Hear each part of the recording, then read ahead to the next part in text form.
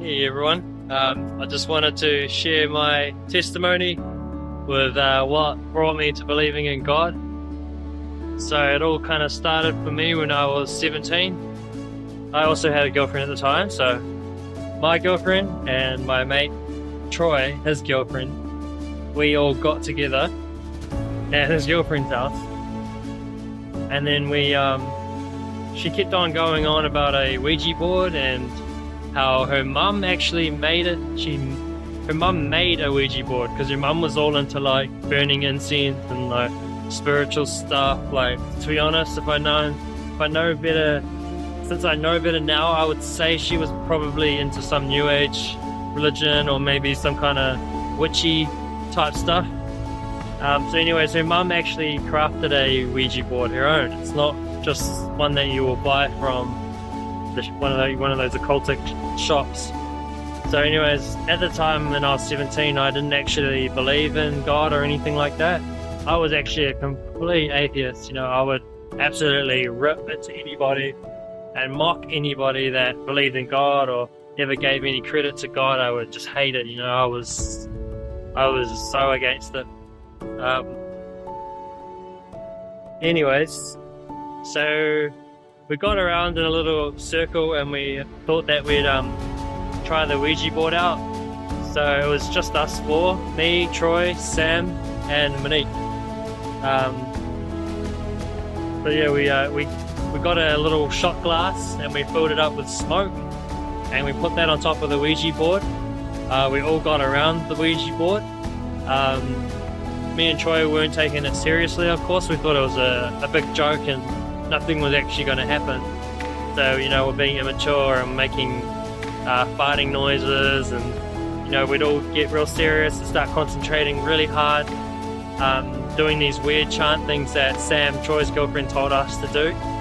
So, we every now and then we would pretend, because all of our fingers were on the shot glass, like this.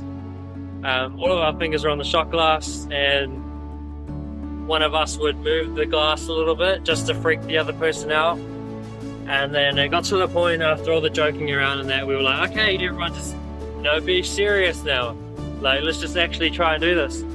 So about 10 minutes later, as we were trying to get some movement from the cup, we were chanting this sentence that we found online. And sure enough, after 15 minutes, the temperature of the room started dropping, and you could go and you'd see your own breath come out of the mist. So obviously, it's a low temperature in the room. And then we asked the board questions, and then as we asked the board questions, the cups moved slightly, and we were all like, "Oh, hey, who moved that? Like, did you move that?" And I was just like, no, we all knew each other very well, so we knew that something was happening this time, and the cup would move with a little bit of energy. So it was me that decided to start doing the chant even louder and stronger and start shouting this chant out and repeating this chant. And the more energy that I put into the chant, the more energy the cup got to move. And it started spelling stuff out on the board. We were asking you questions like, are you a boy? It would go N-O, no. So obviously it was a girl or a female.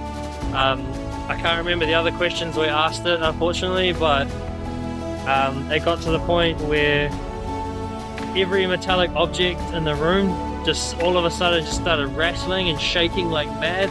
So you'd look around and the locks on the doors,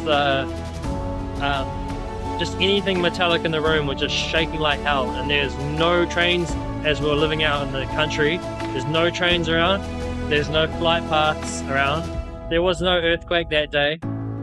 So whatever it was the energy in the room that we had actually summoned up from this board.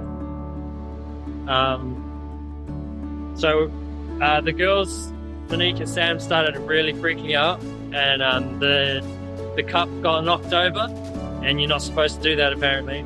And my girlfriend was actually pregnant at the time, and she lifted up her shirt and she was crying like, oh, it's coming after me, like this demon or whatever. And after everybody calmed down a bit, she lifted up her shirt and she had a big sort of claw mark all the way up her stomach. And the night after she went home, she reckons she had a miscarriage or blood, which would be sign of a miscarriage. She wasn't on her period because, yeah, she was pregnant. So that's what she told me, and all I've got to do is just believe it, because I don't know if she was telling the truth or not, but I mean, the magnetic energy and everything was just too real for me. After that, I went back to her house, my girlfriend's house, and I stayed the night at hers. And her mum's actually a Christian, so Monique, which was my girlfriend, had a Bible up in her bookcase in her room. So I decided to pick it up, and while Monique was sleeping, I picked up the Bible and started reading away. I read all the way through Genesis. In the beginning there was the Word, or I should know what the first few sentences are, but I read through Genesis, and then I actually put the book down, and I think a week later I repented to God, Jesus, and I said, Lord, I know you're real, and I'm sorry for all my sins. I sincerely repented to God, and as I was closing my eyes, I felt like a gold sort of light in the darkness of my eyes as they were closed, like kind of just a warm golden feeling. I know everyone's experience is different, but after that I was saved. And actually after that, during those 3 years, I didn't live a godly life. I didn't try to be good. All I had was my belief that, God's real.